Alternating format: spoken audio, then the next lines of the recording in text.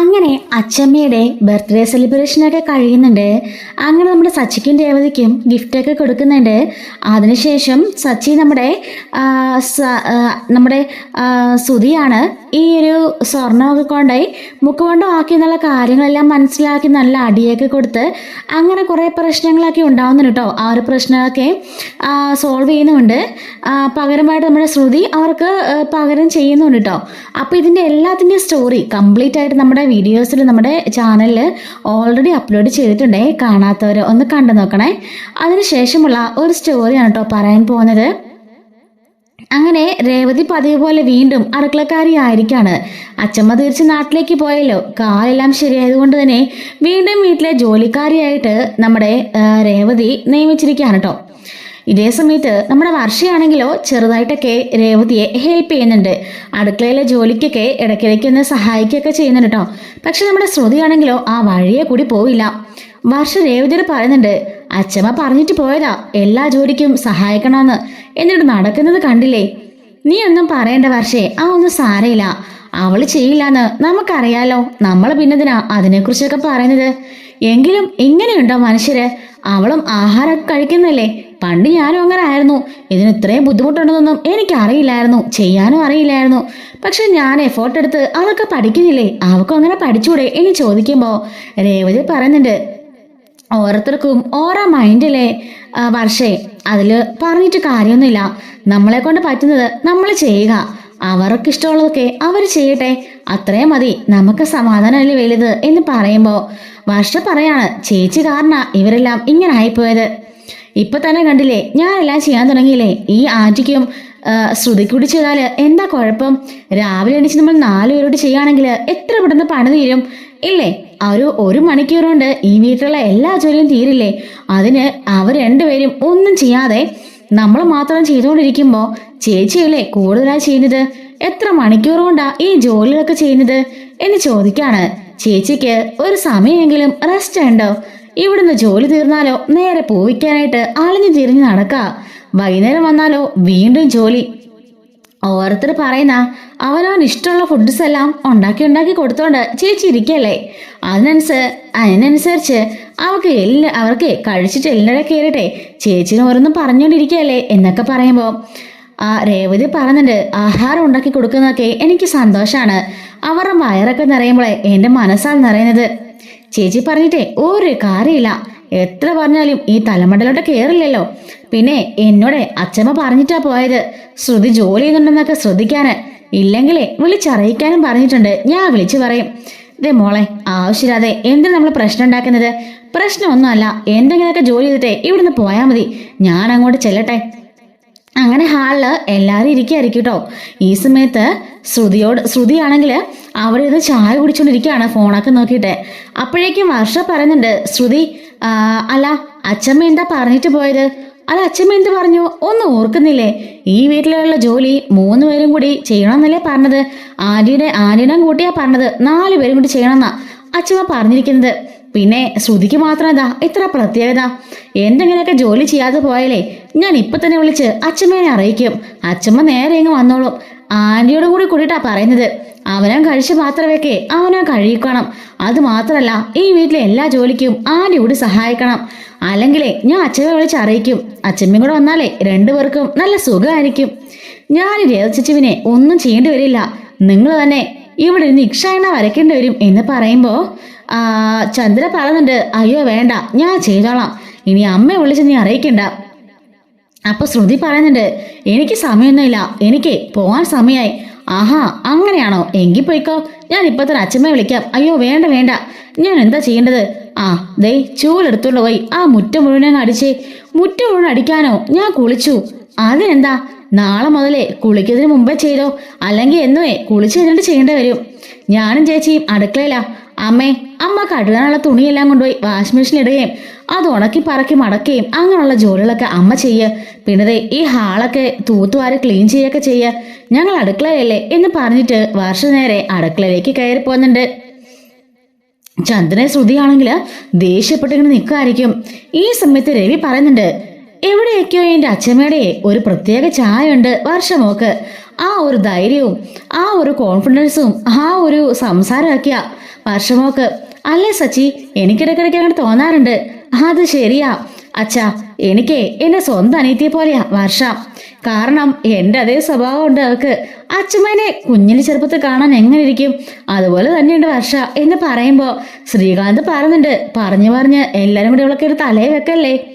അവളുടെ സ്വഭാവം നിങ്ങൾക്കൊന്നും അറിയില്ല.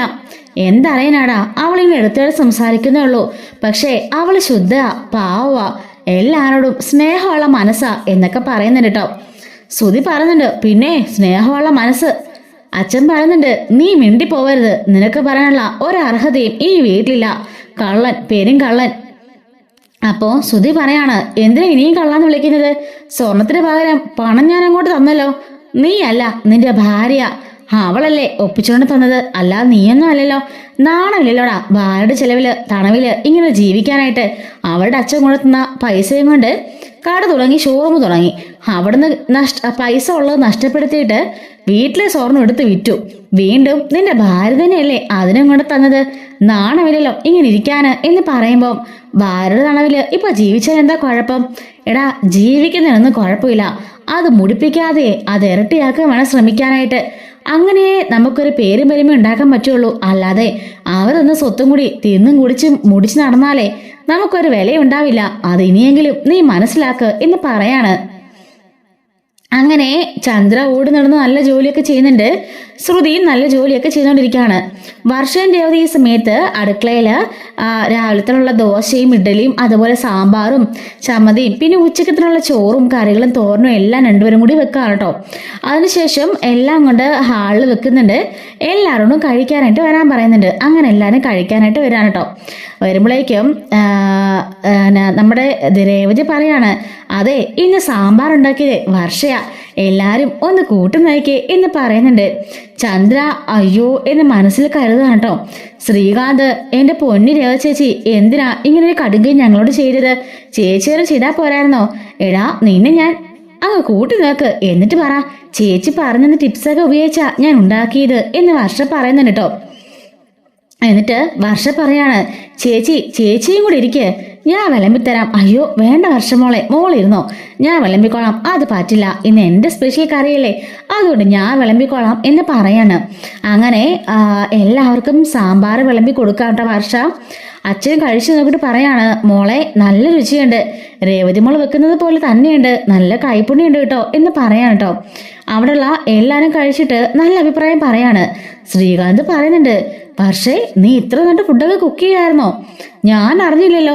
അപ്പൊ വർഷ പറയുന്നുണ്ട്, രേവതി ചേച്ചിയല്ലേ എന്റെ ഗുരു, അപ്പൊ എങ്ങനെയാ മോശമാകാം? എല്ലാം സൂപ്പർ ആയിട്ടുണ്ട് അല്ല ശ്രീകാന്തേ? ചേച്ചിയുടെ കൈപ്പുണ്യം ഇനിയിപ്പോ എനിക്കും കിട്ടും. ചേച്ചി പറഞ്ഞെല്ലാം കേട്ടിട്ടെ ഞാൻ പഠിക്കുന്നുണ്ട്. എന്തായാലും അടുക്കളപ്പണി ചെയ്യാൻ എനിക്ക് ഇഷ്ടപ്പെട്ടു. ഇച്ചിരി കഷ്ടപ്പാടാണെങ്കിലും ഉണ്ടാക്കി കഴിയുമ്പോൾ നിങ്ങളൊക്കെ കഴിച്ച് നന്നായി എന്ന് പറയുമ്പോഴേ ഒരു സാറ്റിസ്ഫിക്കേഷനൊക്കെ മനസ്സിലുണ്ട് എന്ന് വർഷ പറയാണ് കേട്ടോ. എന്നിട്ട് നമ്മുടെ ചന്ദ്ര അടുത്തായിരിക്കും കേട്ടോ രേവതി ഇരിക്കുന്നത്. എല്ലാവരും കഴിച്ചൊക്കെ ഇങ്ങനെ എടുക്കുകയാണ്. അപ്പം ചന്ദ്ര പറയുന്നുണ്ട്, വർഷമോളെ ഈ കറി ഒന്നുകൂടെ ചൂടാക്കിക്കൊണ്ട് വരാവോ എന്ന് ചോദിക്കുമ്പം, അയ്യോ വർഷ കഴിച്ചോ, ഞാൻ എടുത്തോളാം എന്ന് പറഞ്ഞുകൊണ്ട് രേവതി പോയിട്ട് ഒന്നുകൂടി സാമ്പാർ ചൂടാക്കി കൊണ്ടുവന്ന് തിളപ്പിച്ചു കൊണ്ടുവന്ന് ചന്ദ്രയുടെ കയ്യിൽ കൊടുക്കുകയാണ്. ഈ സമയത്ത് ചന്ദ്രയ്ക്ക് വേറെ ഉദ്ദേശം കൊണ്ടുണ്ട് കേട്ടോ. ഇവക്ക് രാവിലെ ഇവള് തോണ്ടി വിട്ടിട്ട്, അതായത് ഇവള് കിള്ളി വിട്ടിട്ടായിരിക്കും വർഷ വന്നിട്ട് അങ്ങനെയൊക്കെ പറഞ്ഞത്. അതുകൊണ്ട് തന്നെ അവളെ ഇങ്ങനെ വെറുതെ വിട്ടാൽ പറ്റില്ല, രേവതിക്കിട്ട് നല്ലൊരു പണി കൊടുക്കണമെന്ന് ചന്ദ്ര കരുതാണ്. ചന്ദ്ര എന്നിട്ട് സാമ്പാർ ഇങ്ങനെ എടുക്കുന്നത് പോലെ അഭിനയിച്ചുകൊണ്ട് പെട്ടെന്ന് തന്നെ അത് മൊത്തവും കമത്തി നമ്മുടെ രേവതിയുടെ ദേഹത്തെ കൊഴിക്കാണ് കേട്ടോ. പെട്ടെന്ന് രേവതിയുടെ മടിയിൽ മുഴുവനും വീഴുകയാണ്. രേവതി കാറിക്കൊണ്ട് ചാടി എഴുന്നേക്കുന്നുണ്ട് കേട്ടോ. അയ്യോ സോറി, ഞാൻ അറിഞ്ഞില്ല എന്ന് ചന്ദ്ര പറയുമ്പം എല്ലാവരും കൂടി ഓടുന്ന് രേവതിയെ പിടിക്കുന്നുണ്ട്. അയ്യോ രേവതി, എന്തെങ്കിലും പറ്റുമോ എന്ന് ചോദിക്കാം കേട്ടോ. സച്ചിയുടെ കാലേ കൂടി വീണത്, പൊള്ളിയും തോന്നുന്നു, നല്ല ചൂടായിരുന്നു, തിളപ്പിച്ച് കൊണ്ടുവന്നതല്ലേ എന്ന് പറയുന്നുണ്ട്. നീ ഇങ്ങി വന്നേ, പെട്ടെന്ന് നമുക്ക് വാഷ്റൂമിലേക്ക് പോയിട്ട് വെള്ളം കൊണ്ട് കഴുകാം എന്ന് പറഞ്ഞുകൊണ്ട് അവളെയും കൊണ്ട് ടോയ്ലറ്റിലേക്ക് പോവാണ്. ഈ സമയത്ത് വർഷ ചോദിക്കുന്നുണ്ട്, ആന്റിക്ക് എന്നാ മുഖത്ത് കണ്ണില്ലേ, സൂക്ഷിച്ചെടുത്തൂടെ, നല്ല തിളച്ചു കൊണ്ടുവന്ന സാമ്പാറാ, ചേച്ചിയുടെ മേത്തേക്ക് ഒഴിച്ചല്ലോ, കാലൊക്കെ പൊള്ളിക്കാണും എന്നും പറഞ്ഞ് ദേഷ്യപ്പെട്ട് അവരെ പിന്നാലെ പോവാൻ കേട്ടോ. ഈ സമയത്ത് ശ്രുതി ആണെങ്കിലോ മൈൻഡ് പോലും ചെയ്യാതെ കഴിക്കാം കേട്ടോ. നമ്മുടെ ശ്രുതിയും ശ്രീകാന്ത് പറയുന്നുണ്ട്, അമ്മയ്ക്കല്ലേലും ഈയിടെയായിട്ടുള്ളതാ, എടാ ഞാൻ അറിഞ്ഞില്ല, ഞാൻ മനഃപൂർവ്വം ചെയ്താണോ? നീയൊക്കെ പറഞ്ഞു കേട്ട തോന്നുമല്ലോ ഞാൻ മനഃപൂർവ്വം ചെയ്താണെന്ന്. അറിയാതെ സംഭവിച്ചു പോയതല്ലേ, കാരണം ഞാൻ വിളമ്പാൻ എടുത്തതാ, എന്റെ കൈ അറിയാതെ സ്ലിപ്പായി മറിഞ്ഞു പോയതല്ലേ എന്ന് പറയുമ്പോ രവി പറയുന്നുണ്ട്, ചന്ദ്രേ കുറച്ചുകൂടിയൊക്കെ നീ ഒന്ന് സൂക്ഷിക്കണം. ഇപ്പോ ആ മോളുടെ കാലിന് ശരിയായിട്ട് ഒന്ന് നടക്കാൻ തുടങ്ങിയതേ ഉള്ളൂ. ഇനിയിപ്പോ കാലെങ്ങാണം പൊള്ളിയാലേ നീ തന്നെ ഈ വീട്ടിലെ ജോലി മൊത്തം ചെയ്യേണ്ടി വരും എന്ന് പറയുമ്പോഴേക്കും ചന്ദ്രൻ ഞെട്ടുന്നുണ്ട്. അപ്പോഴേക്ക് ശ്രുതി, അയ്യോ എന്റെ ഈശ്വര, ആന്റി എന്ത് പണിയെ കാണിച്ചത്, ഒന്ന് ശ്രദ്ധിച്ചൂടെ എന്ന് ചോദിക്കാണ്. രവി പറയുന്നുണ്ട്, കണ്ടോ ഇത്രയും നേരം ഒരു വാക്ക് പോലും മിണ്ടാതെ കൂടത്ത് ഇരുന്ന് കഴിച്ച സ്വന്തം സഹോദരിയെ പോലെ കാണേണ്ടവളുടെ കാല് പൊള്ളിയിട്ട് പോലും ഒരു മൈൻഡും ഇല്ലാതെ അവിടെ ഇരുന്ന് കഴിക്കുകയായിരുന്നു ഈ ശ്രുതി നിന്റെ മരുമകൾ. ഇപ്പൊ കണ്ടോ ചൂട് വന്നത്. അതാ അവൾക്ക് വാക്കുള്ള സ്നേഹം. അതേസമയം വർഷമോൾ എഴുന്നേറ്റ് പോയത് കണ്ടോ. പരസ്പരം ഒരു വീട്ടിൽ താമസിക്കുമ്പോഴേ എല്ലാവരോടും ഒരു സ്നേഹവും ഒരു ബഹുമാനവും ഒരു കടപ്പാടും എല്ലാം വേണം, എങ്കിലേ അതൊരു കുടുംബം ആവുള്ളൂ. ഛേ എന്നും പറഞ്ഞുകൊണ്ട് അവിടുന്ന് രവി എഴുന്നേറ്റ് പോകുന്നുണ്ട്. ശ്രീകാന്തും എഴുന്നേറ്റ് പോകാൻ കേട്ടോ. ഈ സമയത്ത് ശ്രുതി പറയുന്നുണ്ട്, അവളുടെ കാല് പൊള്ളിന് നമ്മൾ എന്തിനാ ഓടേണ്ട കാര്യം, നമ്മൾ ഇവിടുന്ന് കഴിക്കല്ലേ. അതെ അതെ, അച്ഛൻ അങ്ങനെ പലതും പറയും, നീ കഴിക്ക്, നല്ല സാമ്പാറും ചമ്മന്തിയും അല്ലേ ശ്രുതി എന്നും പറഞ്ഞുകൊണ്ട് ഇവര് കഴിക്കാണ്. അപ്പോ ഇവളെ മനസ്സിൽ കരുതുന്നു കേട്ടോ ചന്ദ്ര, രാവിലെ എന്നെ കൊണ്ട് എല്ലാ ജോലിയും ചെയ്യിപ്പിക്കാനേ നീ മറ്റവളെ പറഞ്ഞു വിട്ടതല്ലേ, അനുഭവിക്കടി, ഇതല്ല നിനക്കിട്ടുള്ള പണി ഇനി ഞാൻ ഓരോ ദിവസവും തരാൻ പോണേ ഉള്ളൂ, നീ അനുഭവിക്കാൻ പോണേ ഉള്ളൂ എന്നൊക്കെ മനസ്സിൽ കരുതുന്നുണ്ട് കേട്ടോ. ഇങ്ങനെ ചിരിച്ചുകൊണ്ട് അവിടെ ഇരിക്കായിരിക്കും. ഈ സമയം ടോയ്ലറ്റിലേക്ക് പോയിട്ട് സച്ചിയാണെങ്കിൽ അവളുടെ സാരിയൊക്കെ പൊക്കിയിട്ട് കാലൊക്കെ കഴുകി കൊടുക്കുന്നുണ്ട്. അപ്പം മുട്ടിന്റെ മുകളിലായിട്ടും കുറച്ച് താഴോട്ടൊക്കെ പൊള്ളിയിട്ടുണ്ട് കേട്ടോ. അപ്പോഴേക്കും വർഷം കയറി വരുന്നുണ്ട്. എന്താ ചേച്ചി പറ്റിയത്, ഒത്തിരി പൊള്ളിയോ ചോദിക്കുമ്പോൾ മുട്ടിന് താഴോട്ട് ഇച്ചിരി പൊള്ളിയിട്ടുണ്ട്, എങ്കിലും വലിയ കുഴപ്പമൊന്നുമില്ല, സാരി ആയതുകൊണ്ട് ഇച്ചിരി കട്ടി ഉണ്ടായിരുന്നല്ലോ, അടിയിൽ അണ്ടർസ്കേർട്ടൊക്കെ ഉണ്ടായിരുന്നുണ്ട്, വലിയ കുഴപ്പം പറ്റിയില്ല, ഡയറക്റ്റായിട്ടായിരുന്നെങ്കിൽ നന്നായിട്ട് പൊള്ളിയനെ, ദേ കൈയുടെ ഇങ്ങോട്ടൊക്കെ തെറിച്ചു, അവിടെയൊക്കെ പൊള്ളിയിട്ടുണ്ടെന്ന് രേവതി കാണിക്കാണ്.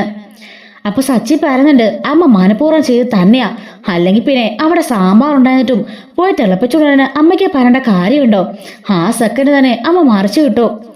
രേവതി പറയുന്നുണ്ട്, അങ്ങനെ ആയിരിക്കില്ല സച്ചിയേട്ടാ, നമ്മൾ എന്തിനാ അങ്ങനെയൊക്കെ കരുതുന്നത്, നമ്മൾ അറിയാത്ത കാര്യം നമ്മൾ പറയണ്ട, അമ്മയുടെ കൈതട്ടി വീണതാന്നല്ലേ അമ്മ പറഞ്ഞത്, അത് നീ അങ്ങ് വിശ്വസിച്ചോ, എന്റെ അമ്മേനെ ഒരിക്കലും വിശ്വസിക്കരുത്, അവർ പഠിച്ചു കള്ളിയാ എന്ന് പറയുമ്പോ വർഷ പറയുന്നുണ്ട്, അതെ ചേച്ചി എനിക്കും അങ്ങനെ തോന്നിയത്, അല്ലേ ഒന്ന് ആലോചിച്ച് നോക്കിയേ, അവിടെ സാമ്പാറിന് നല്ല ചൂടുണ്ടായിരുന്നു, പിന്നെ എന്തിനാ വീണ്ടും തിളപ്പിച്ചുകൊണ്ടാണ് അമ്മ പറഞ്ഞത്, ആന്റിക്ക് ആ മനഃപൂർവ്വം ആന്റി ചെയ്തതാണെന്നാ എനിക്ക് തോന്നുന്നത് എന്ന് പറയാണ്. സച്ചി പറയുന്നുണ്ട്, നിന്നെ ഉപദ്രവിക്കാൻ ശ്രമിച്ചാ അത് ലോകത്ത് ആരാണെങ്കിലും ഞാൻ വെറുതെ വിടില്ല, എന്റെ പൊന്ന് സച്ചിടാ, എനിക്കൊരു കുഴപ്പമില്ല, സച്ചിനെ പുറത്തേക്ക് പോ, ഞാൻ ഈ സാരിയൊക്കെ ഒന്ന് മാറി വേറെ സാരി എടുത്തോണ്ട് വരാം, എന്റെ കാലിന് ഒരു കുഴപ്പമില്ല, വർഷമോളെ ദേ ആ കബോർഡിൽ ഒരു ഓയിൽമെന്റ് ഇരിപ്പുണ്ട്, അതിങ്ങ് എടുത്തു തന്നേരെ, ഈ പൊള്ളലിന് തേക്കുന്നതാ, ആ തേച്ച് കഴിഞ്ഞാലേ അങ്ങ് മാറിക്കോളും, കാലില് വലിയ പൊള്ളലായിട്ടില്ല, എന്തായാലും സാരിയൊക്കെ ഉണ്ടായിരുന്നുണ്ട് വലിയായിട്ടൊന്നും പറ്റിയില്ല, പക്ഷെങ്കില് വലത്തെ കയ്യിൽ മാത്രം കുറച്ച് പൊള്ളി എന്ന് രേവതി പറയുന്നുണ്ട്. സച്ചി പറയാണ്, നീ എന്തായാലും ഡ്രസ്സൊക്കെ മാറിട്ട് ഇറങ്ങി വാ, നമുക്ക് ഹോസ്പിറ്റലിലേക്ക് പോയിട്ട് ആ കൈയൊന്ന് കാണിച്ചിട്ട് വരാം, അത്രയൊന്നും ഇല്ല സച്ചിടാ, അതിപ്പോ മാറിക്കോളും, അങ്ങനെ പറഞ്ഞാൽ പോരല്ലോ, ആശുപത്രി തന്നെ പോണം എന്ന് സച്ചി പറയുന്നത് കേട്ടോ. അങ്ങനെ രേവതി വേറെ സാരിയൊക്കെ ആയിട്ട് അകത്തേക്ക് കയറി പോവാണ്. ഈ സമയം പുറത്തിറങ്ങിയിട്ട് വർഷ പറയുന്നുണ്ട്, സച്ചിടാ എനിക്ക് ഉറപ്പാ ഇത് ആന്റി മനഃപൂർവ്വം ചെയ്തതാ, അല്ലെങ്കിൽ പിന്നെ ചൂടുള്ള കറി അവിടെ ഇരിക്കുമ്പോ വീണ്ടും പോയി തിളപ്പിച്ചു പറഞ്ഞ കാര്യം എന്താ, ഇത് മനഃപൂർവ്വം തന്നെ ആന്റി ചെയ്തതാ, അങ്ങനെയാണെങ്കിലേ ആന്റി വെറുതെ ഇടാൻ പാടില്ല. സച്ചി പറയുന്നുണ്ട്, എന്ത് ചെയ്യാനാ, അമ്മയുടെ അതേ സ്വഭാവമായി പോയി, എന്റെ ചേട്ടനും അവന്റെ ഭാര്യയ്ക്കും രണ്ടെണ്ണവും അവിടെ നിന്ന് അനങ്ങിയോ നോക്കിക്കേ, ഇത്രയൊക്കെ സംഭവിച്ചിട്ടും അനങ്ങാതെ അവിടെ ഇരുന്ന് അവൾ ഉണ്ടാക്കുന്നതിനെ വെട്ടി വിഴുങ്ങിക്കൊണ്ടിരിക്കുക. വർഷ പറയുന്നുണ്ട്, എന്തായാലും സച്ചിയുടെ ചേച്ചിയും കൊണ്ട് ഹോസ്പിറ്റലിലേക്ക് പോയിട്ട് വാ, ആ കൈ ഒന്ന് കാണിച്ചേക്ക്, പൊള്ളുമ്പം എന്തെങ്കിലും ഇൻഫെക്ഷൻ അങ്ങനെ ഉണ്ടായാലോ. അത് ശരിയാ, എന്തായാലും ഞാൻ ഒന്ന് കൊണ്ടുപോയിട്ട് വരാം. സച്ചിയേട്ടാ ക്യാഷ് വല്ല ആവശ്യമുണ്ടോ? വേണ്ട മോളെ, അതൊന്നും വേണ്ട, എൻ്റെ ക്യാഷ് ഉണ്ട്, ചോദിച്ചല്ലോ നീ, ഈ വീട്ടില് അങ്ങനൊന്നും ആരും ചോദിക്കാറില്ല, എൻ്റെ അമ്മ പിന്നെ എൻ്റെ ചേട്ടനും ചേച്ചി അവരൊന്നും അങ്ങനൊന്നും ചോദിക്കാറ് കൂടിയില്ല, എൻ്റെ അവസ്ഥ എന്താണെന്നോ എൻ്റെ ബുദ്ധിമുട്ട് എന്താണെന്നോ അവർ മനസ്സിലാക്കാറ് കൂടിയില്ല, ഒരു അനീതിയെ പോലെ നിന്ന് എൻ്റെ ഇവളുടെയും കാര്യമൊക്കെ ശ്രദ്ധിക്കുന്നുണ്ടല്ലോ, അത് തന്നെ വലിയ കാര്യം. അത് പിന്നെ സച്ചേട്ടാ, രേവ ചേച്ചി എന്നെ സ്വന്തം അനീതിയെ പോലെയാ കാണുന്നത്. ഇവിടെ വന്നപ്പോ നമ്മൾ തമ്മിലൊക്കെ കുറെ ഇഷ്യൂയൊക്കെ ഉണ്ടായിട്ടുണ്ട്. പക്ഷെ ഇപ്പൊ അങ്ങനൊന്നുമില്ല. എനിക്ക് എല്ലാവരുടെ സ്നേഹം മാത്രമേ ഉള്ളൂ. എന്റെ ശ്രീകാന്തിനായിട്ട് എന്തും ചെയ്യാന് ഞാൻ തയ്യാറാ. എന്ത് സാക്രിഫൈസ് ചെയ്തിവിടെ നിൽക്കാനും ഞാൻ തയ്യാറാ എന്ന് പറയുന്നുണ്ട്. അങ്ങനെ വർഷം റൂമിൽ നിന്ന് പുറത്ത് പോകുമ്പോഴേക്കും രേവതി മേലൊക്കെ കഴുകി വേറെ സാരിയൊക്കെ കൊടുത്ത് വരുന്നുണ്ട്. അവൻ കാലിങ്ങനെ എടുത്തു വെച്ച് നോക്കുമ്പോഴേക്കും വലിയ പൊള്ളില്ല കേട്ടോ, റെഡിഷ് കളറായിട്ടേ ഉള്ളൂ. അത് സാരമില്ല എന്ന് രേവതി പറയുന്നുണ്ട്. പക്ഷേ കൈ ആണെങ്കിൽ അത്യാവശ്യം പൊള്ളി ഇതാകാൻ തുടങ്ങിയിട്ടുണ്ട് കേട്ടോ. അപ്പോൾ വൈകുന്നേരം ആകുമ്പോൾ എന്തായാലും അത് ഇങ്ങനെ പൊള്ളി കൂടുന്നതായിട്ട് വരുമല്ലോ. അങ്ങനെ വരുന്ന സച്ചിക്ക് മനസ്സിലായിട്ട് നമുക്ക് എന്തായാലും ഹോസ്പിറ്റലിലേക്ക് പോവാം, വലത്തെ കൈയിലേക്കല്ലേ വീണത്, അത് പെട്ടെന്ന് ഇൻഫെക്ഷൻ ഒന്നും ആവണ്ട, ഒരു TT ഒക്കെ എടുക്കാമെന്നൊക്കെ പറഞ്ഞുകൊണ്ട് രേവതിയെ ബലമായിട്ട് പിടിച്ചുകൊണ്ട് സച്ചി പോവാണ്. രേവതി എന്ത് ചെയ്താൽ പോയില്ല കേട്ടോ. അങ്ങനെ താഴേക്ക് വരുമ്പോഴേക്കും ചന്ദ്ര അവിടെ നിന്ന് അപ്പോഴും കഴിച്ചുകൊണ്ടിരിക്കുകയാണ്.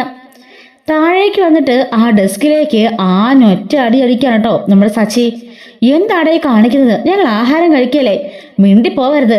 അവളുടെ കൈതേ ഇങ്ങോട്ട് നോക്കി, അവളുടെ കൈ എന്നും പറഞ്ഞ കൈ നീട്ടിപ്പിടിച്ച് കാണിക്കാണ്. ചന്ദ്ര മനസ്സിൽ കരുതുന്നുണ്ട്, പൊള്ളണവടി, നിന്റെ ശരീരം മൊത്തം പൊള്ളണം. ഇന്ന് നീ അനുഭവിക്കാൻ പോണേ ഉള്ളൂ. എല്ലാവരുടെ മുമ്പിൽ വെച്ച് നീ എന്തോരം നാണം കെടുത്തി. എന്നെ സ്വർണം കേട്ടോന്നും പറഞ്ഞ് നീ കുറെ എന്നിട്ട് ഉപദ്രവിച്ചു, കുറെ എന്നെ ദ്രോഹിച്ചു. അതിനെല്ലാം നീ ഇനി ഇഞ്ചിഞ്ചായിട്ട് അനുഭവിക്കാൻ പോണേ ഉള്ളൂ എന്നൊക്കെ ഇങ്ങനെ പറഞ്ഞുകൊണ്ട് മനസ്സിൽ പറഞ്ഞുകൊണ്ട് നിൽക്കാം കേട്ടോ. ശ്രുതി അപ്പോൾ ഇവിടെ നിന്ന് എഴുന്നേറ്റ് പോയിട്ടുണ്ടാവും കേട്ടോ കഴിച്ചിട്ട്. ഞാനേ ഇവളെ അങ്ങോട്ട് ഹോസ്പിറ്റലിലേക്ക് പോവാം. തിരിച്ചു വരുമ്പം ഈ വീടും പരിസരവും ഇങ്ങനെ കിടക്കാൻ പാടില്ല. ഈ പാത്രമെല്ലാം കഴുകി അടുക്കളയെല്ലാം ക്ലീൻ ചെയ്ത് വൃത്തിയാക്കി വെച്ചോണം. പിന്നെ രേവതിക്കുള്ള ഫ്രൂട്ട്സും ജ്യൂസ് അടിച്ച് വെച്ചേരെ എന്നൊക്കെ പറയുമ്പോൾ ചന്ദ്രരേക്കാണ്, ഞാൻ എന്താടാ അവളുടെ വേലക്കാരിയോ? അതെ, നിങ്ങൾ ഇവിടുത്തെ വേലക്കാരി തന്നെയാ, എൻ്റെ ഭാര്യയുടെ വേലക്കാരി. അവളുടെ കൈ ഇത്ര ആക്കിയത് നിങ്ങളല്ലേ. എന്തിനെന്തായാലും ഇവർക്ക് പുറത്തേക്ക് ജോലിക്കൊന്നും പോകാൻ പറ്റില്ല. ഇവിടെ ഇരുന്ന് തന്നെ ഇവളുടെ ജോലിയൊക്കെ ചെയ്യട്ടെ. അതിന് പകരമായിട്ട് അവളെ നന്നായി ശുശ്രൂഷിക്കേണ്ട കടമ നിങ്ങൾക്കുള്ളതാ. അങ്ങനെ ചെയ്തില്ലെങ്കിൽ അതിന്റെ ബാക്കി ഞാൻ പറഞ്ഞു തരാം എന്നും പറഞ്ഞുകൊണ്ട് അവളെ അങ്ങോട്ട് ഹോസ്പിറ്റലിലേക്ക് പോവാണ്. ഈ സമയത്ത് രവി ചോദിക്കുന്നുണ്ട്, മോനെ ഞാനും കൂടെ വരട്ടെ എന്ന്. അപ്പൊ വേണ്ടച്ചാ, ഈ കൈ ഒന്ന് പൊള്ളി തല്ലിയുള്ളൂ, ഞങ്ങൾ പോയിക്കളാന്ന് രേവതി പറയാണ്. ശ്രീകാന്ത് പറയുന്നുണ്ട്, അയ്യോ ഒത്തിരി പൊള്ളിയെന്ന് തോന്നല്ലോ. വർഷ പറയുന്നുണ്ട്, കാല് വലുതായിട്ട് പൊള്ളിയിട്ടില്ല, റെഡിഷ് കളർ ആയതേ ഉള്ളൂ. പക്ഷെങ്കിൽ കൈ നന്നായിട്ട് പൊള്ളിയിട്ടുണ്ട്. ചിലപ്പോൾ മിക്കവാറും വൈകുന്നേരം ആകുമ്പോഴേക്കും അത് വീർത്ത് വരും എന്ന് വർഷ പറയുന്നുണ്ട് കേട്ടോ. ശ്രുതിയും പറയാണ്, അതിനു വേണ്ടി മാത്രമൊക്കെ ആയി കാണുമോ? വർഷ പറയുന്നുണ്ട്, എങ്കിലേ ഞാൻ കുറച്ച് സാമ്പാർ തിളപ്പിച്ചു വന്നിട്ട് ശ്രുതിച്ചിട്ട് കയ്യിൽ ഒഴിച്ചു നോക്കാം, അങ്ങനെ പൊള്ളുമെന്ന് നമുക്കൊന്ന് അറിയാലോ എന്ന് പറയുമ്പോൾ ശ്രുതിയും മിണ്ടാതെ നിൽക്കാം കേട്ടോ. ശ്രുതി പറയുന്നുണ്ട്, നീ മിണ്ടണ്ട, ചിലപ്പോൾ അവളെ അങ്ങനെ ചേർന്ന് വരും എന്ന് പറയാണ്. ചന്ദ്ര പറയുന്നുണ്ട്, എന്റെ വർഷമോളെ, അതിന് നീ എന്തിനാ ഇങ്ങനെ ചൂടാവുന്നത്? ഞാൻ അറിഞ്ഞുകൊണ്ട് ചെയ്തതാണോ? അറിയാതെ ചെയ്തതല്ലേ? അപ്പോഴേക്കും വർഷ ചന്ദ്ര ഇങ്ങനെ നേരെ നോക്കി നിൽക്കായിരിക്കും, ഒന്നും മിണ്ടുന്നില്ല. ഇപ്പൊ ഇവളുടെ രൂക്ഷമായുള്ള നോട്ടം കണ്ട് ആകെപ്പാടെ ചന്ദ്ര ഇങ്ങനെ ഡെസ്പായിട്ട് നിൽക്കാം കേട്ടോ. അവളുടെ മുഖത്തേക്ക് നോക്കാനും വയ്യ, താഴേക്ക് നോക്കാനും വയ്യ, ഒന്നും മിണ്ടാതെ നിൽക്കുമ്പോൾ വർഷ പറയുന്നുണ്ട്, ആന്റി ഞാൻ കാണാൻ നിന്നിട്ടിപ്പോ ഏകദേശം 1 വർഷമായില്ലേ. ഇതിനോടകം തന്നെ ആന്റിയുടെ മനസ്സെന്താണ്, സ്വഭാവം എന്താണെന്നൊക്കെ എനിക്ക് മനസ്സിലായി. രേവതിയോടുള്ള ആന്റിയുടെ ആറ്റിറ്റ്യൂഡ് എന്താണെന്നും എനിക്ക് മനസ്സിലായതാ. ഇവിടെ ചൂട് കയറി ഇരുന്നിട്ടും വീണ്ടും കാർ തിളപ്പിക്കാൻ ആന്റി പറയുന്നു. വന്ന ഉടനെ ആ തട്ടിത്തെറിപ്പിച്ച് ചേച്ചത് മേത്തേക്കിടുന്നു. അതിൻ്റെയൊക്കെ കാരണമൊക്കെ മനസ്സിലാക്കാൻ ഞങ്ങള് പൊട്ടന്മാരൊന്നുമല്ല, മനസ്സിലാവാതിരിക്കാനായിട്ട്. എല്ലാ കാര്യങ്ങളും ഞങ്ങൾക്ക് മനസ്സിലായി. ആന്റി മനഃപൂർവ്വം ചെയ്താണെന്നേ സച്ചേട്ടൻ മനസ്സിലായിട്ടുണ്ട്. അതിന്റെ ശിക്ഷയൊക്കെ ഏൽക്കാനേ ആന്റി തയ്യാറായിട്ടിരുന്നോ? ചേച്ചിയുടെ കൈക്കെങ്കിലും എന്തെങ്കിലും സംഭവിക്കണം. സച്ചേട്ടൻ വന്നിട്ടേ ആന്റി എടുത്തിട്ട് അലക്കും, അതോർത്തോ എന്നും പറഞ്ഞുകൊണ്ട് അകത്തേക്ക് കയറി പോവാണ്. ചന്ദ്ര അടുത്തേക്ക് രവി വരികയാണ്. എന്നിട്ട് രവി ചോദിക്കുന്നുണ്ട്, വർഷമോള് പറഞ്ഞതൊക്കെ ശരിയാണോ ചന്ദ്രേ എന്ന് ചോദിക്കുമ്പം ചന്ദ്ര പറയാണ്, അവള് കൊച്ചുകുട്ടിയല്ലേ, എന്തെങ്കിലും പൊട്ടത്തരം പറയുന്ന കരുതി നിങ്ങൾ അതൊക്കെ വിശ്വസിച്ചോണ്ടിരിക്കുകയാണോ? അല്ല, അവള് പറഞ്ഞല്ലോ നീ മനഃപൂർവ്വം ഒഴിച്ചാണെന്ന്. ആണോ ചന്ദ്രേ? മനഃപൂർവ്വം നീ ചെയ്തതാണോ? എന്റെ രവിയേട്ടാ, ഞാൻ മനഃപൂർവ്വം ചെയ്യുമോ അങ്ങനെയൊക്കെ? നിങ്ങൾക്ക് അങ്ങനെ തോന്നുന്നുണ്ടോ? ഞാൻ ചെയ്തൊന്നുമല്ല. അവൾ എന്തെങ്കിലും പൊട്ടത്തരം പറഞ്ഞെന്ന് കരുതി അതും വിശ്വസിച്ച് നിങ്ങൾ എന്നോട് വാക്കേടത്തിന് വരുവാണോ? ഞാനൊന്നും അറിഞ്ഞിട്ട് കൂടിയില്ല. സച്ചി പറഞ്ഞിട്ട് പോയത് കേട്ടല്ലോ, അവൻ വരുമ്പോഴേക്കും ഇവിടെല്ലാം ക്ലീൻ ചെയ്ത് വെച്ചേക്കാന്ന്. അതുകൊണ്ട് ഞാൻ അങ്ങ് ചെയ്തേക്കാം. ഇനി അതിന്റെ പേരിൽ അവൻ പ്രശ്നം ഉണ്ടാക്കണ്ടല്ലോ എന്ന് പറയുമ്പോൾ രവി പറയാണ്, അവൾ ഒറ്റയ്ക്കല്ലേ പോയത്? ആ കൂടെ നിനക്കൂടെ ഒന്ന് പോയിക്കൂടായിരുന്നോ? അവൾ നിന്റെ മരുമകളല്ലേ? ഒന്നുമില്ലെങ്കിലും ആ ഒരു സ്നേഹമെങ്കിലും നീ കാണിക്കണ്ടേ? അതിന് എന്നെ അവർ വിളിച്ചൊന്നുമില്ലല്ലോ. നിങ്ങൾ കൂടെ പോവാന്ന് പറഞ്ഞപ്പോഴും അവർ വേണ്ടെന്ന് പറഞ്ഞില്ലേ? അവര് ഭാര്യയ്ക്കും ഭർത്താവിനും ഒറ്റയ്ക്ക് പോകുന്നതായിരിക്കും ഇഷ്ടം. അതിനിടെ നമ്മൾ എന്തിനാ കട്ടോറുമ്പായിട്ട് എന്നും പറഞ്ഞുകൊണ്ട് ഒന്നും അറിയാത്തതുപോലെ ഡെസ്ക് ഒക്കെ ക്ലീൻ ചെയ്ത് പ്ലേറ്റ്സ് ഒക്കെ പറക്കിക്കൊണ്ട് അവൾ അങ്ങ് പോകുന്നുണ്ട്. ശ്രുതിയാണെങ്കിൽ ബാഗൊക്കെ തൂക്കി ഇറങ്ങിക്കൊണ്ട് ആന്റി എങ്കിലും ഞങ്ങൾ പോയിട്ടില്ലാട്ടോ എന്നും പറഞ്ഞിട്ട് അവിടെ നിന്ന് ഇറങ്ങിപ്പോവാണ്.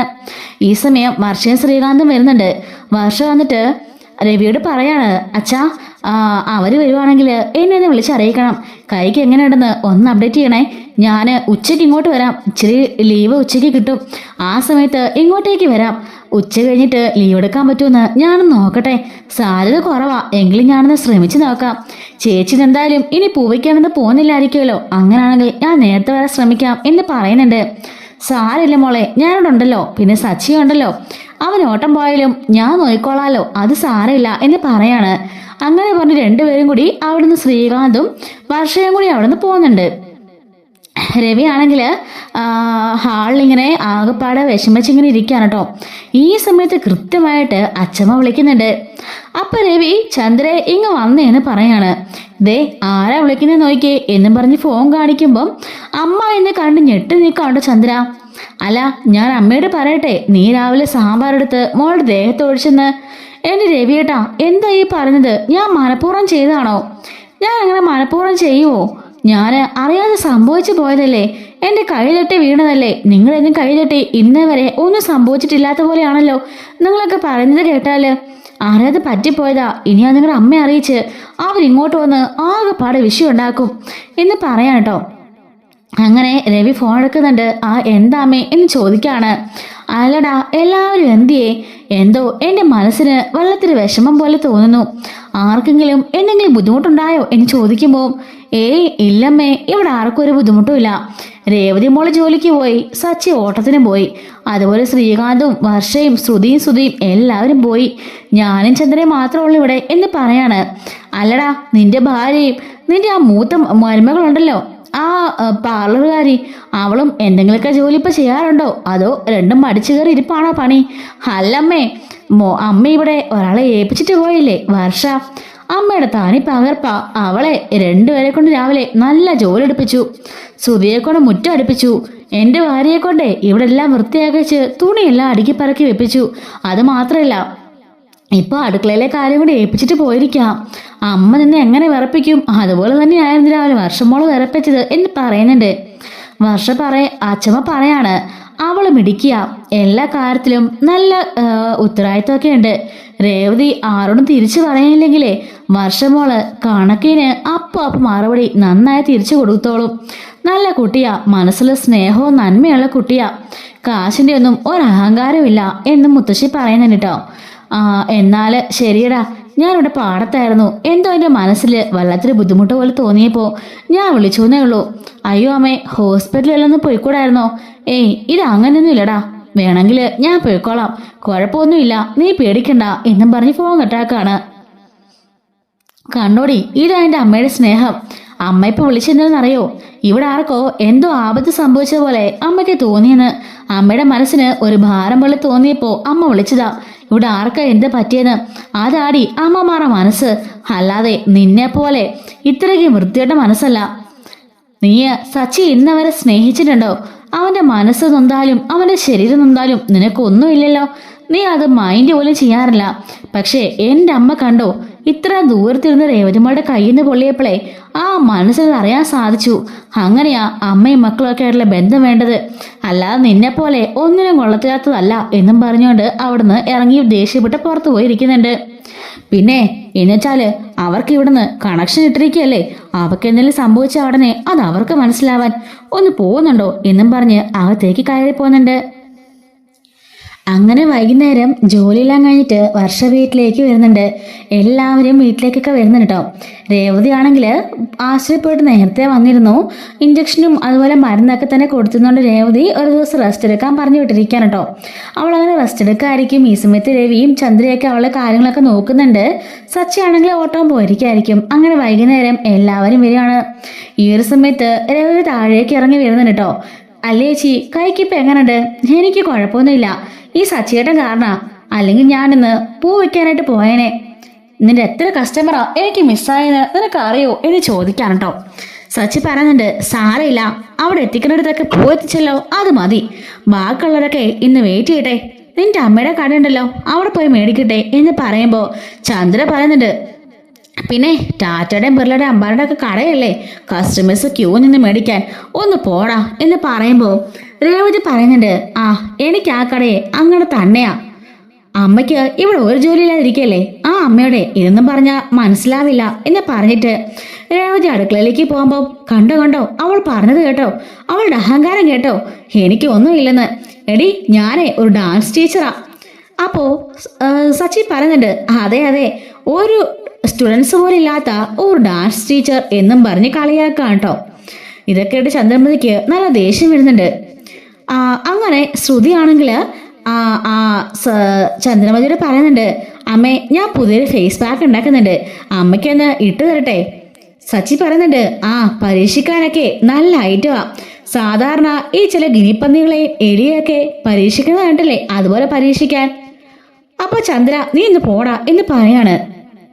ശ്രുതി പറയുന്നുണ്ട്, ആന്റി ഇത് അങ്ങനെ പരീക്ഷിക്കാനൊന്നുമല്ല, എൻ്റെ കടയിലേക്ക് ഞാൻ ഇമ്പോർട്ട് ചെയ്ത പുതിയൊരു ക്രീമാണിത്. ഇത് നന്നായിട്ട് സെയിലാവുന്നുള്ള കാര്യം ഉറപ്പാ. അത്രയ്ക്ക് വേണ്ട ഡിമാൻഡുള്ളൊരു ക്രീമാ. ആരുടെ മുഖത്തുണ്ടായാലും ഏജ് സർക്കിളൊക്കെ ഉണ്ടല്ലോ, അതൊക്കെ പോന്ന് നമുക്കൊന്ന് ടെസ്റ്റ് ചെയ്ത് നോക്കാം എന്നും പറഞ്ഞുകൊണ്ട് അതവിടെ മിക്സ് ചെയ്തുകൊണ്ടിരിക്കുകയാണ്. അപ്പോൾ വർഷയ്ക്ക് മനസ്സിൽ നല്ല ദേഷ്യമുണ്ട്. രാവിലെ രേവതിയോട് അമ്മാതിരി ഒരു പണി കാണിച്ചല്ലോ, അതുകൊണ്ട് തന്നെ അപ്പൊ രേവതി ഓർക്കാണ് ഇവർക്ക് ടീനെ വിട്ടാൽ പറ്റില്ല, ഒരു പണി കൊടുക്കണമെന്ന് കേട്ടോ. അങ്ങനെ രേവതി അല്ല കേട്ടോ, വർഷയാണ് ഓർക്കുന്നത്. അങ്ങനെ വർഷ അടുക്കളയിലേക്ക് പോവാണ്. എന്നിട്ട് ആരും കാണാതെ പതിയെ കുറച്ച് മുളക് പൊടി കയ്യിലാക്കി കൊണ്ടിരുന്നുണ്ട്. അതിനുശേഷം നമ്മുടെ ശ്രുതിയാണെങ്കിൽ ഈ ഫേസ് പാക്ക് എല്ലാം കൂട്ടി വെച്ചിരിക്കുകയാണ് കേട്ടോ. ഇങ്ങനെ എല്ലാം തയ്യാറാക്കി വെച്ചിരിക്കുകയായിരിക്കും. എന്നിട്ട് ചന്ദ്രയുടെ മുഖമൊക്കെ ഒന്ന് ക്ലീൻ ചെയ്യായിരിക്കും. ഈ സമയത്ത് ശ്രുതി കാണാതെ വർഷ ആ ക്രീമിനകത്ത് കൊണ്ടുപോയിട്ട് മുളക് പൊടി ഇട്ട് നന്നായിട്ട് മിക്സ് ചെയ്ത് വെക്കുന്നുണ്ട് കേട്ടോ. എന്നിട്ട് ഇത് ശ്രുതി അറിയുന്നുമില്ല. അതുപോലെ മുൾട്ടാണി മുട്ടലൊക്കെ ഒരു കളർ ഉള്ളത് കൊണ്ട് തന്നെ ഒട്ടും മനസ്സിലാവില്ലല്ലോ. ശരിക്കും മുളക് പൊടി അറിഞ്ഞു തന്നെ നമ്മുടെ വർഷം അതിലേക്ക് ഇട്ടിട്ടുണ്ട്. ശേഷം അടുക്കളയിൽ നിന്ന് പോയിട്ട് നല്ല തിളച്ച വെള്ളം എടുത്ത് ഒരു ജഗ്ഗിലാക്കിയിട്ട് ശ്രുതിയുടെ അടുത്തുകൊണ്ട് വെക്കുന്നുണ്ട്. കാരണം ഈ തിളച്ച മുളക് പൊടി ഇങ്ങനെ ഉപയോഗിച്ച് കഴിയുമ്പോൾ തിളച്ച വെള്ളം കൊണ്ട് കഴുകിക്കോട്ടെ എന്നുള്ളതായിരിക്കും കേട്ടോ. അങ്ങനെ ശ്രുതി പറയുന്നുണ്ട്, മുഖത്ത് ഇതൊക്കെ നീക്കം ചെയ്തു, ഇനി നമുക്ക് ഫേസ് പാക്ക് അപ്ലൈ ചെയ്യാം അല്ലേ അമ്മേ എന്ന് ചോദിക്കാണ്. ഈ സമയത്ത് രേവതി എല്ലാവർക്കും ചായയും സ്നാക്സ് ഒക്കെ ഉണ്ടാക്കി ഹാളിലേക്ക് കൊണ്ടുവരുന്നുണ്ട്. എല്ലാവരും ഹാളിലിരുന്ന് ഇത് കഴിച്ചുകൊണ്ടൊക്കെ ഇരിക്കുകയായിരിക്കും. വർഷയപ്പോൾ സച്ചിയുടെ അടുത്ത് പോയിരുന്നുണ്ട്. സച്ചിയുടെ പറയുന്നുണ്ട്, സച്ചിയേട്ടാ ഇപ്പോൾ ഒരു കോമഡി കാണാം, ശ്രദ്ധിച്ചിരുന്നോ? കോമഡിയോ? എന്ത് കോമഡി? മിണ്ടല്ലേ, നമ്മളാന്ന് ആരും അറിയണ്ട. നമ്മളോ? അല്ല, ഞാനാണെന്ന്. ഞാനേ ചെറിയൊരു പണി കൊടുത്തിട്ടുണ്ട്, ഇപ്പൊ അത് കാണാം. ടീ ടൈമില് നല്ലൊരു കോമഡി വീഡിയോ കാണാം എന്നും പറയാണ് കേട്ടോ. അപ്പോ എല്ലാവരും ഈ വർഷം എന്തോ രഹസ്യം പറഞ്ഞ് ശ്രദ്ധിക്കുകയാണ്. രവി ചോദിക്കുന്നുണ്ട്, എന്താ മോളെ, എന്താ രഹസ്യം പറയുന്നേ? ഒന്നുമില്ലെങ്കിൽ രേവതി ചേച്ചി ഉണ്ടാക്കിയ ഈ കാബജിക്ക് നല്ല ടേസ്റ്റ് ഉണ്ടെന്ന് പറയായിരുന്നു അല്ലേ സച്ചിയേട്ടാ? അതെ അച്ഛാ എന്ന് സച്ചിയും പറയുന്നുണ്ട് കേട്ടോ. അങ്ങനെ നമ്മുടെ ശ്രുതിയാണെങ്കിൽ ഈ ഒരു ഫേസ് പാക്ക് ചന്ദ്രയുടെ മുഖത്തേക്ക് അപ്ലൈ ചെയ്യാണ്. അങ്ങനെ മുഖത്ത് നിറച്ചും ഈ ഒരു ബ്രഷും കൊണ്ട് ശ്രുതി വാരി തേക്കുന്നുണ്ട് കേട്ടോ. മോളെ ഇതിന് ചെറിയൊരു പുകച്ചില് തോന്നുന്നുണ്ടല്ലോ. അങ്ങനെ ഉണ്ടാവുമേ, നമ്മുടെ മുഖത്തിന് അത്രയ്ക്ക് ഡാമേജ് ആയിട്ടുണ്ട്, അതുകൊണ്ടാ അങ്ങനെ പുകച്ചിൽ വന്നത്. അത് പെട്ടെന്നങ്ങ് മാറിക്കോളും. അയ്യോ മോളെ, പുകച്ചില് മാറുന്നില്ല, കൂടിക്കൂടി വരിക. ഇല്ല ആന്റി അടങ്ങിയിരിക്കുക എന്നും പറഞ്ഞ് മുഖത്ത് പിന്നെ വാരി തേക്കാണ്. അയ്യോ നീ മാറ്, എന്റെ മുഖം പൊള്ളിപ്പോന്ന പോലെ തോന്നുന്നു. അയ്യോ എന്റെ ഈശ്വര, രവിയേട്ടാ ആരെങ്കിലും ഓടി വാ, എന്റെ മുഖം നീറി പുകയുന്നു എന്നൊക്കെ പറയുന്നുണ്ട്. നിക്ക് ഞാനെങ്കിൽ തുടച്ചു തരാം എന്ന് പറഞ്ഞുകൊണ്ട് ടിഷ്യൂ എടുത്ത് ശ്രുതിയാണെങ്കിൽ മുഖം തുടക്കുകയാണ്. ഇല്ല, നീറ്റില് മാറുന്നില്ല, എന്റെ മുഖമൊക്കെ പൊള്ളുന്നത് പോലെ തോന്നുക എന്ന് പറയുമ്പോൾ നിക്കാൻറ്റി എങ്കിലും മുഖം കഴുകാം എന്ന് പറഞ്ഞുകൊണ്ട് ആ ജഗ്ഗിൽ നിന്ന് വെള്ളം എടുത്ത് മുഖത്തോട് ഒഴിക്കുകയാണ്. ഇടി ദ്രോഹി, നീ എന്താ ചെയ്തത്? ആ തിളച്ച വെള്ളമായിരുന്നു എന്നും പറഞ്ഞുകൊണ്ട് അലറി വിളിക്കുക കേട്ടോ. ചന്ദ്രയാണെങ്കിൽ ഇത് കണ്ടുകൊണ്ട് ശ്രുതിയും അതുപോലെ രേവതിയും രവി എല്ലാം കൂടെ ഓടി ചെല്ലുന്നുണ്ട്. അയ്യോ അമ്മേ, എന്താ പറ്റിയ ചോദിക്കുകയാണ്. എന്താ പറ്റിയെന്ന് ഇനി ഞാൻ പറഞ്ഞു തരണോടാ, എൻ്റെ മുഖം വെന്ത് പോകുന്ന പോലെ തോന്നുന്നു. എവിടെ പൈപ്പ് അവിടെ എന്നും ചോദിച്ച അലറാണ്. ഈ സമയത്ത് രേവതി വാഷ് ബേസിനടുത്തേക്ക് കൊണ്ടുവന്നുണ്ട്. ചന്ദ്രനാണെങ്കിൽ കുറേ വെള്ളം കോരി മുഖത്തേക്ക് ഒഴിച്ചുകൊണ്ടേ ഇരിക്കണം കേട്ടോ. എന്നിട്ടൊന്നും കണ്ണുപോലും തുറക്കാൻ അവൾക്ക് പറ്റുന്നില്ല. കുറെ ഐസ് ക്യൂബ് വാരിക്കൊണ്ട് വാടാ എന്ന് പറഞ്ഞ് സുധീനെ വഴക്ക് പറയുമ്പോൾ സുധി ഓടിപ്പോയിട്ട് റെഫ്രിജറേറ്ററിൽ നിന്ന് പോയിട്ട് നമ്മുടെ ഫ്രിഡ്ജിൽ നിന്ന് പോയിട്ട് ഐസ് ക്യൂബ്സ് ഒക്കെ എടുത്തോണ്ട് വരുന്നുണ്ട്. എന്നിട്ട് ചന്ദ്രയുടെ മുഖത്തേക്ക് ഇടുകയാണ്. എന്താണ് ചന്ദ്രയ്ക്ക് കണ്ണുപോലും തുറക്കാൻ പറ്റുന്നില്ല കേട്ടോ. അപ്പോഴേക്കും വർഷ അടക്കിയിരുന്ന് ചിരിക്കാണ്. സച്ചേട്ടാ, ഞാൻ പറഞ്ഞതിപ്പോ എങ്ങനെയുണ്ട്, കോമഡി കണ്ടോ എന്ന് ചോദിക്കാണ്. നീ എന്താ ചെയ്തത്? എന്തെങ്കിലും പണി ഒപ്പിച്ചു. ശ്രുതി ചേച്ചി കലക്കി അതിനകത്തെ നന്നായിട്ട് മുളകൊടി ഞാൻ കലക്കി വെച്ചിട്ടുണ്ടായിരുന്നു. അതാ ഇപ്പൊ എടുത്തൊരു ഫേസ് പാക്കിന് പകരമേ അപ്ലൈ ചെയ്തത്. പിന്നെ ആ ജഗ്ഗി തിളച്ചോളം കൊണ്ടുവച്ചതും ഞാൻ തന്നെയാ. അയ്യോ, നീ എന്തിനാ അങ്ങനെ ചെയ്തത് എന്ന് സച്ചി ചോദിക്കുമ്പോൾ രാവിലെ മനഃപൂർവ്വം രേവച്ചിയുടെ മേത്തേക്ക് ആ സാമ്പാർ ഒഴിച്ചതല്ലേ, തിളച്ച സാമ്പാർ. ചേച്ചിയുടെ കൈയും പൊള്ളിയില്ലേ, അപ്പൊ ആ വേദന അവര് നരട്ടെന്ന കാര്യം തന്നെ ചെയ്തതാ. എന്തായാലും വന്നപ്പോ തന്നെ അതിനുള്ള അവസരം അവരെന്നെ ഒപ്പിച്ചു തന്നു. അതുകൊണ്ട് ഇത്ര സിമ്പിളായിട്ട് എന്റെ പരിപാടി കഴിഞ്ഞു. സച്ചിയേട്ടാ, ഈ രഹസ്യം നമ്മളെല്ലാവരും മറ്റാരും അറിയണ്ടാട്ടോ എന്ന് പറയാണ്. ആ, അറിഞ്ഞാലും രേവച്ചിട്ട് പറഞ്ഞാ മതി, നമുക്കൊരു പ്രതികാരം ഇരിക്കട്ടെ എന്ന് പറയുമ്പോ സച്ചി പറയാണ്, നീ ആള് കൊള്ളാലോ, എന്തെങ്കിലും സംഭവിച്ചു പോയാലോ? ഒന്നും സംഭവിക്കില്ലെന്നേ, മുളക് പൊടിയല്ലേ, ഇന്ന് മൊത്തം നീറുമായിരിക്കും. നീറണം, കാരണം ചേച്ചിന്റെ ആ ദേഹം നോവിക്കാന് അമ്മയ്ക്ക് തോന്നിയില്ലേ? അപ്പൊ എന്തുമാത്രം അവർ മനസ്സിൽ വിഷം കാണും. അതുകൊണ്ടല്ലേ അങ്ങനെ തോന്നിച്ചത്. ഇനി ഒരിക്കലും അങ്ങനെ തോന്നാൻ പാടില്ല. അങ്ങനെ തോന്നുമ്പോളേ ഈ ഒരു നീർച്ച അവർക്ക് ഓർമ്മ വരണം. അതുകൊണ്ട് തന്നെ മനഃപൂർവ്വം ചെയ്യിച്ചതാണ് എന്ന് അവള് പറയുന്നുണ്ട് കേട്ടോ. ശ്രുതിയാണെങ്കിൽ ആകെപ്പാടെ പെട്ടുപോയ അവസ്ഥയിൽ അവളുടെ അടുത്ത് ഇങ്ങനെ നിൽക്കുന്നുണ്ട് കേട്ടോ, എന്ത് ചെയ്യണമെന്ന് അറിയാതെ. ഈ സമയത്ത് ഒരു ഗ്ലാസ് ബൗളിനകത്തേക്ക് ആ ഒരു ഐസ് ക്യൂബ്സ് ഒക്കെ ഇട്ടുകൊണ്ട് തണുത്ത വെള്ളം വെച്ച് ചന്ദ്രനിലെ മോഹം മുക്കി മുക്കി പിടിക്കുകയാണ് കേട്ടോ. എന്നിട്ട് നീർച്ച മാറുന്നില്ല. കുറെ ഫാനൊക്കെ കൊണ്ട് അവള് ചുറ്റും വെക്കുന്നുണ്ട്. അങ്ങനെ ഒരു വിധത്തിലൊരു മണിക്കൂർ കഴിഞ്ഞപ്പോൾ ഒരു ആശ്വാസമായിട്ട് ചന്ദ്രൻ അവിടെ ഇരിക്കുകയാണ്. ഈ സമയത്തും ഒരു തുണിക്കകത്ത് ഐസ് ക്യൂബ് ഒക്കെ ആക്കി അവളിങ്ങനെ അമിക്കി അമിക്കി പിടിച്ചുകൊണ്ടിരിക്കുകയാണ് കേട്ടോ. അപ്പൊ ശ്രുതി പറയുന്നുണ്ട്, എങ്കിലെന്നെ ശ്രുതി, നീ എന്ത് മരുന്നാ കലക്കിയത്? ഇത്രയും എഫക്റ്റ് ഉള്ള മരുന്നാണെന്ന് ഒരിക്കലും കരുതിയില്ല. ഇങ്ങനെയാണോ നീ കസ്റ്റമേഴ്സിനൊക്കെ ഇട്ട് കൊടുക്കാറ് എന്ന് ചോദിക്കുമ്പോ, എന്റെ ശ്രുതി, ഇത് ഞാൻ പാർലറിൽ രാവിലെ ട്രൈ ചെയ്തതാ, ഒരു കുഴപ്പം ഉണ്ടായിരുന്നില്ല. നീ ഇങ്ങോട്ട് തേച്ച് നോക്കിയേ. എന്റെ ഈശ്വര, എനിക്കൊന്നും വേണ്ട, കൊണ്ട് കളയാതെ വേസ്റ്റ് ബാസ്ക്കറ്റിൽ അങ്ങാണം എന്ന് ശ്രുതി പറയുന്നുണ്ട് കേട്ടോ. അപ്പോ രവി പറയാണ്, മോളെ ആദ്യം ടെസ്റ്റ് ചെയ്യുമ്പോൾ ചെറിയ ഭാഗത്തെങ്ങാണം കയ്യിൽ എവിടെയെങ്കിലും ചെറിയ റൗണ്ടിൽ ഒന്ന് ടെസ്റ്റ് ചെയ്ത് നോക്കണ്ടേ, അല്ലാതെ പെട്ടെന്ന് തന്നെ മുഖത്തേക്ക് അപ്ലൈ ചെയ്താൽ ഇങ്ങനെയൊക്കെ ഉണ്ടാവൂലേ എന്ന് ചോദിക്കുമ്പം, രാവിലെ എൻ്റെ ഒരു കസ്റ്റമറിനെ ചെയ്തു കൊടുത്ത അച്ഛാ, ഒരു കുഴപ്പമില്ലായിരുന്നു, പിന്നെ ഇതിപ്പോ എങ്ങനെ സംഭവിച്ചെന്ന് എനിക്ക് മനസ്സിലാവുന്നില്ല എന്ന് പറയുന്നുണ്ട് കേട്ടോ. അങ്ങനെ ചന്ദ്ര ആകെപ്പാടെ ഇങ്ങനെ വീശിയൊക്കെ ഇരിക്കുകയാണ്. എന്നിട്ട് ഐസ് ക്യൂബിലൊക്കെ ഇടയ്ക്കിടയ്ക്ക് മുഖം ഇങ്ങനെ മുക്കി മുക്കി ഇരിക്കുന്നുണ്ട് കേട്ടോ. മുഖം ആകെപ്പാടെ നല്ല ചുമല കളറിൽ നല്ല സെറ്റായിട്ട് ഇരിക്കാൻ കേട്ടോ. റംബൂട്ടാൻ പോലെ ഇരിപ്പുണ്ട്. സുധിയോട്, എടാ നീ പോയിട്ട് ആ കണ്ണാടി കൊണ്ടുവന്നേ, എന്റെ മുഖം നോക്കട്ടെ എന്ന് പറയുമ്പോ സുധി പോയിട്ട് കണ്ണാടി കൊണ്ടുവരാൻ കേട്ടോ. കണ്ണാടി നോക്കുമ്പോഴേക്കും മുഖമൊക്കെ ചുമന്ന് തുടുത്ത് നീര് വെച്ചുകൊണ്ടിരിക്കുന്നുണ്ട്. എന്റെ ഈശ്വര, എന്റെ മുഖം, നാളെ എനിക്ക് സംഘം അയൽക്കൂട്ടത്തിനൊക്കെ പോകാനുള്ളതാ. ഈ മുഖം വെച്ചോണ്ട് ഞാൻ എങ്ങനെ പോകും? അത് മാത്രല്ല, നാളെ ബാമയുടെ കസിന്റെ ഒരു കല്യാണം ഉണ്ടായിരുന്നു, അതിനെന്നെ വിളിച്ചിട്ടുള്ളതാ. ഞാൻ ഈ മുഖം കൊണ്ട് എങ്ങനെ പോകും എന്നൊക്കെ പറയാണ്. നീ ഒറ്റ ഒരുത്തിയ കാരണക്കാരി, ഇനി മേലാല് ഇമ്മാതിരി പണിയും കൊണ്ട് ഇങ്ങോട്ടേക്ക് വന്നേക്കരുത് എന്ന് ശ്രുതിയോട് പറയുന്നുണ്ട്. ആന്റി, സത്യമായിട്ടും എന്താ സംഭവിച്ചെന്ന് എനിക്കറിയില്ല. ഇത് എങ്ങനെയോ സംഭവിച്ചാ മഴ നിർത്തിക്കോ, കൊണ്ടേ കള നിന്റെ സാധനമൊക്കെ എന്ന് പറയുമ്പോഴേക്കും ശ്രുതി ദേഷ്യപ്പെട്ട് അകത്തേക്ക് കയറി പോകുന്നുണ്ട്. അങ്ങനെ വർഷയും സച്ചിയും ഈ കാര്യം പറഞ്ഞ് പുറത്തുനിന്ന് ചിരിച്ചുകൊണ്ടിരിക്കുകയായിരിക്കും കേട്ടോ. ഈ സമയം രേവതി എന്നിട്ട് പറയുന്നുണ്ട്, എന്തോ ഒരു കള്ളത്തരം മണക്കുന്നുണ്ടല്ലോ. എന്താ? കുറച്ചു നേരമായിട്ട് രണ്ടുപേരുടെയും കാര്യങ്ങൾ ഞാൻ കാണുന്നുണ്ട്. രണ്ടുപേരും കൂടി എന്തോ പണിയൊപ്പിച്ചിട്ടുണ്ട്, എന്താ എന്ന് ചോദിക്കാണ്. അപ്പോഴേക്കും ശ്രീകാന്ത് പറയുന്നുണ്ട്, ചേച്ചി ഞാനത് ശ്രദ്ധിച്ചു. എനിക്ക് തോന്നുന്നതേ അമ്മയുടെ ആ ഒരു പരിപാടിക്കും ഇവരുമായിട്ട് എന്തോ കണക്ഷൻ ഉണ്ടെന്നാ. അമ്മയുടെ ആ ഒരു ഫേസ് പാക്കില് എന്തോ പണി ഇവരെന്നെ ഒപ്പിച്ച എന്ന് പറയുമ്പോ വർഷ പറയുന്നുണ്ട്, ശ്രീകാന്തേ, രാവിലെ നിന്റെ അമ്മയെ ചേച്ചിയോട് ചെയ്ത ക്രൂരത നീ കണ്ടതല്ലേ? മനഃപൂർവ്വം തിളച്ച സാമ്പാർ എടുത്തേ ചേച്ചിയുടെ മേത്തേക്ക് ഒഴിക്കുകയായിരുന്നു. അമ്മാതിരി മനസ്സുള്ളവർക്കെ ഒരു പണി കൊടുക്കണമെന്ന് ഞാൻ തീരുമാനിച്ചതാ. ഇനിയിപ്പോൾ ആരറിഞ്ഞാലും എനിക്ക് വിഷയമൊന്നുമില്ല, ഞാൻ പറയാം. ശ്രുതി കലക്കി വെച്ച ആ ബൗളില് മുളക് പൊടി ഇട്ടിട്ടത് ഞാൻ തന്നെയാ എന്ന് പറയുന്നുണ്ട്. എൻ്റെ ഈശ്വര, മുളക് പൊടിയോ? ആരും അറിയണ്ട, അമ്മയെങ്ങനെ അറിഞ്ഞ അത് മതി. ഓ, അറിഞ്ഞാലും എനിക്കൊന്നുമില്ല. അത് മാത്രല്ല, അത് കഴുകാൻ കൊണ്ട് വെച്ച അവിടെ അടുത്ത ജഗ്ഗില് തിളച്ച വെള്ളവും ഞാൻ തന്നെ വെച്ചത് എന്ന് പറയുന്നുണ്ട്. എന്റെ വർഷേ, നിന്നെ വിശ്വസിച്ച് ഞാൻ എങ്ങനെ കൂടെ ജീവിക്കും? രാത്രി നീ എന്നെ എന്തെങ്കിലും ചെയ്താലോ എന്ന് പറയുമ്പോ വർഷ പറയാണ്, ഇതുപോലെ എന്തെങ്കിലും കുരുത്തക്കേടോ എന്തെങ്കിലും വൃത്തികേടോ നീ കാണിച്ചാലേ ഉറപ്പായിട്ടും ഞാൻ രാത്രി ചെയ്തിരിക്കും, അത് ഓർമ്മ വേണം എന്നും പറഞ്ഞുകൊണ്ട് ചിരിച്ചുകൊണ്ട് അകത്തേക്ക് കയറിപ്പോവാണ്. രേവതി പറയാണ്, എന്റെ പൊന്ന് സച്ചിടാ, അവള് കൊച്ചുകുട്ടിയല്ലേ, അവള് പക്വതയിൽ എന്തെങ്കിലും കാണിച്ചെന്ന് പറഞ്ഞ് സച്ചിന് അതിന് സപ്പോർട്ട് നിൽക്കുകയാണോ? രേവതി അവള് ചെയ്ത് കഴിഞ്ഞപ്പോഴാ വന്നിനോട് പറഞ്ഞത്, പിന്നെ ഞാൻ എന്ത് ചെയ്യാനാ? അത് മാത്രല്ല, അമ്മയ്ക്ക് അതിന്റെ ആവശ്യം ഉണ്ടായിരുന്നു. ശ്രുതിക്കിട്ടും രണ്ടുപേർക്കും പറ്റിയ പണി തന്നെയാ വർഷ കൊടുത്തത് എന്നും പറഞ്ഞുകൊണ്ട് സച്ചി അകത്തേക്ക് കയറി പോകുമ്പം രേവതി ശ്രീകാന്തിനോട് പറയുന്നുണ്ട്, രണ്ടുപേരെ പറഞ്ഞ് മനസ്സിലാക്കാൻ നമ്മൾക്ക് പറ്റില്ല. അച്ഛമ്മയുടെ സ്വന്തം കൊച്ചുമോളും കൊച്ചുമാനെയും പോലെയാ അവര്, അതുകൊണ്ടേ അവരെ പറഞ്ഞ് മനസ്സിലാക്കാൻ നമ്മളെ കൊണ്ടാവില്ല എന്ന് പറയുമ്പം ശ്രീകാന്ത് പറയാണ്, രാവിലെ ചേച്ചിയോട് അമ്മ കാണിച്ചെന്തായാലും വളരെ മോശമായിപ്പോയി. അത് മനഃപൂർവ്വം ചെയ്താണെങ്കിലേ ഇപ്പൊ കിട്ടിയ ശിക്ഷ അത് അമ്മ അർഹിക്കുന്നത് തന്നെയാ ചേച്ചി.